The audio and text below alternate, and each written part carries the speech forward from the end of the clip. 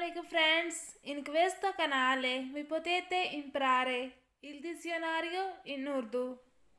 तो फ्रेंड्स आज हम करने वाले हैं फलों के नाम। पहला है चिलियेजा। चिलियेजा इसका मतलब है चेरी। अगला है फ्रागोला। फ्रागोला इसका मतलब है स्ट्रॉबेरी। अगला है लिमोने। लिमोने इसका मतलब है लींबू। अगला है मेला। मेला इसका मतलब है सेब। अगला है अरांचा। अरांचा इसका मतलब है माल्टा। अगला है पेरा। पेरा इसका मतलब है नाशपाती।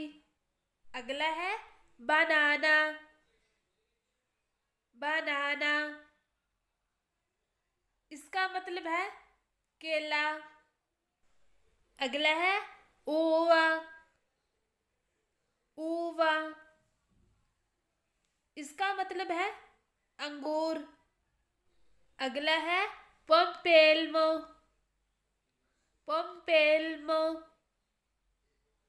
इसका मतलब है चकोतरा। अगला है अंगूरिया। अंगूरिया इसका मतलब है तरबूज। अगला है अनानास। अनानास इसका मतलब है अनानास। अगला है प्रूनिया। प्रूनिया इसका मतलब है आलू बुहारा।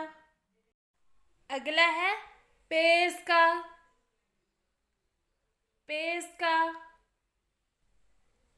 इसका मतलब है आड़ू।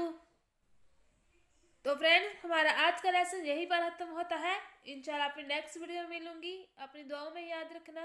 अल्लाह हाफिज।